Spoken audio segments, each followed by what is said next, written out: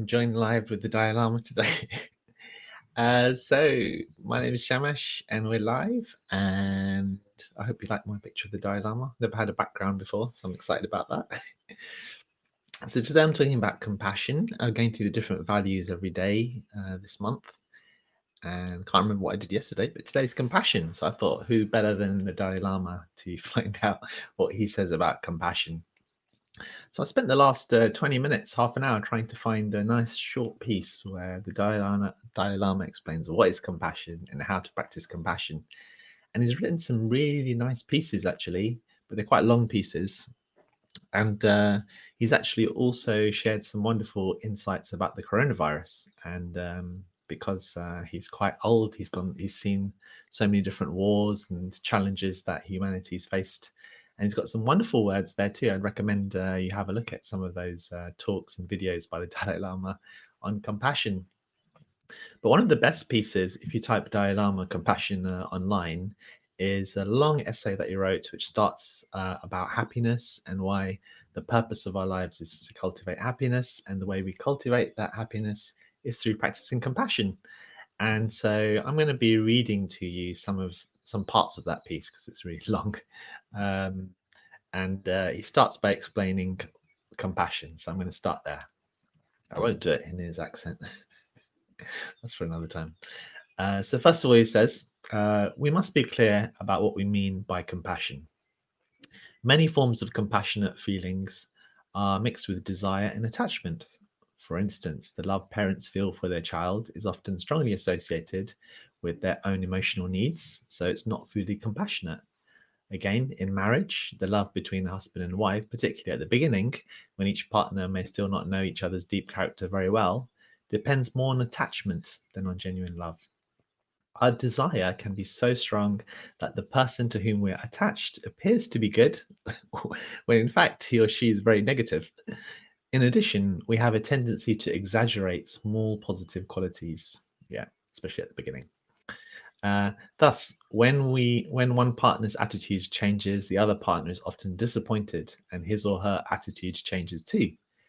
This is an indication that love has been motivated more by personal need than genuine care for the other individual. I think everyone's had that experience. He goes on to say, true compassion is not just an emotional response, but a firm commitment founded on reason. Therefore, a truly compassionate attitude towards others does not change, even if they behave negatively. This reminds me of what this is me speaking now. This reminds me of Professor Paul Gilbert, who's done a lot of research in compassion, and he often emphasizes that it's not an emotion, it's a motivation. So it's interesting what Dalai Lama is saying here too. Of course, developing this kind of compassion is not easy at all. As a start, let us consider the following facts. Whether people are beautiful and friendly or unattractive and disruptive, ultimately they are human beings, just like oneself. And like oneself, they want happiness and do not want suffering. Furthermore, their right to overcome suffering and be happy is equal to one's own. Now, when you realize that all beings are equal in both their desire for happiness and their right to obtain it, you automatically feel empathy and closeness for them. Through customizing your mind to this sense of universal altruism, you develop a feeling of responsibility for others, the wish to help them actively overcome their problems. Nor is this wish selective, it applies equally to all. As long as they are human beings experiencing pleasure and pain just as you do, there is no logical basis to discriminate between them or to alter your concern for them if they behave negatively. And then he goes on to say, let me emphasize that it is within your power, given patience and time, to develop this kind of compassion. Of course, our self centeredness, our distinctive attachment to the feeling of an independent, self existent self, works fundamentally to inhibit our compassion. Indeed, true compassion can be experienced only when this type of self grasping is eliminated. This does not mean that we cannot start and make progress now. So he's talking about the self, I guess, in some ways being like an illusion. And in this section, he talks about how can we start? So how do we start cultivating compassion? So he says, we should begin by removing the greatest hindrances to compassion, which he says are anger and hatred. As we all know, these are extremely powerful emotions and they can overwhelm our entire mind. Nevertheless, they can be controlled. If, however, they are not, these negative emotions will plague us with no extra effort on their part, and they impede our quest for the happiness of a loving mind. So, as a start, it is useful to investigate whether or not anger is of value. Sometimes, when we are discouraged by a difficult situation, anger does seem helpful, appearing to bring with it more energy, confidence, and determination. Here, though, we must examine our mental state carefully. While it is true that anger brings greater energy, if we explore the nature of this energy, we discover that it is blind. We cannot be sure whether its result will be positive or negative. And this is because anger eclipses the best part of our brain, its rationality.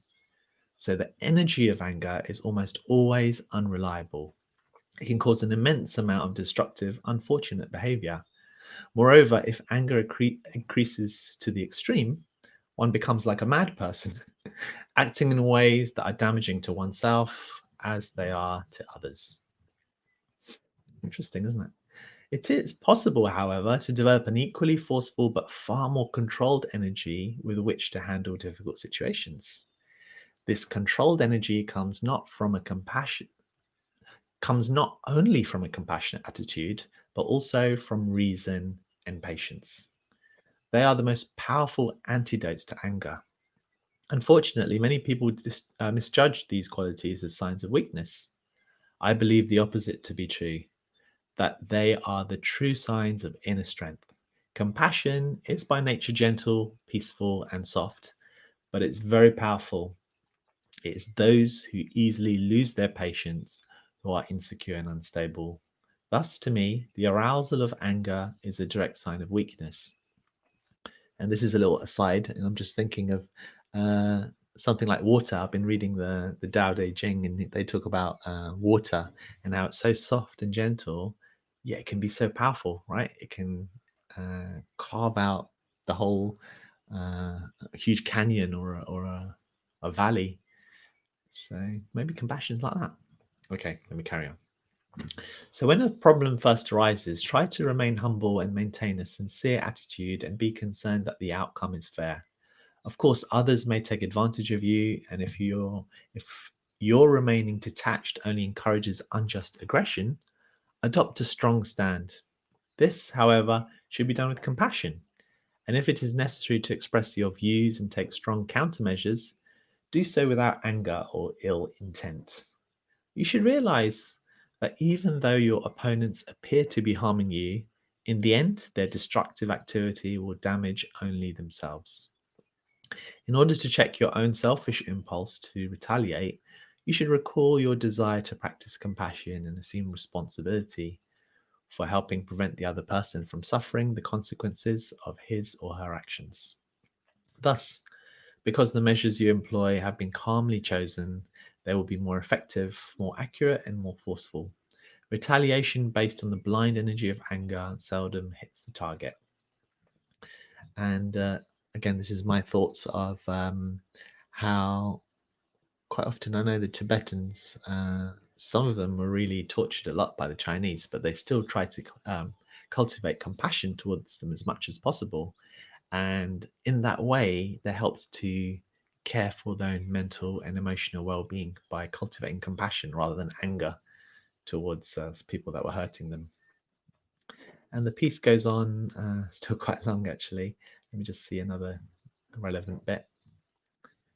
Um,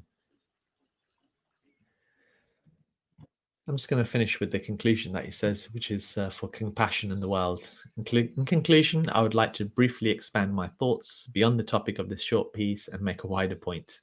Individual happiness can contribute in a profound and effective way to our overall improvement of our entire human community.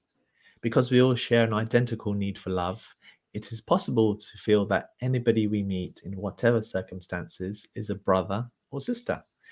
No matter how new the face or how different the dress and behavior, there's no significant division between us and other people. It is foolish to dwell on external differences because our basic natures are the same. Ultimately, humanity is one, and this small planet is our only home. If we are to protect this home of ours, each of us needs to experience a vivid sense of universal altruism. It is only this feeling that can remove the self centered motives that cause people to deceive and misuse one another. If you have a sincere and open heart, you naturally feel self worth and confidence, and there is no need to be fearful of others. I believe that at every level of society, familial, tribal, national, and international, the key to a happier and more successful world is the growth of compassion. We do not need to become religious, nor do we need to believe in an ideology. All that is necessary is for each of us to develop our good human qualities. I try to treat whoever I meet as an old friend. This gives me a genuine feeling of happiness. It is the practice of compassion. I think that's a great final sentence to remember. I'll read that again. He says, I try to treat whoever I meet as an old friend. This gives me a genuine feeling of happiness, and it is the practice of compassion. Maybe that's a great summary and a nice thing to remember to finish with. Cool. Well, thank you very much, the Dalai Lama, for your words, and thank you for joining in and listening. If you have any thoughts on that, or reflections, or your intentions for practicing compassion today, let me know.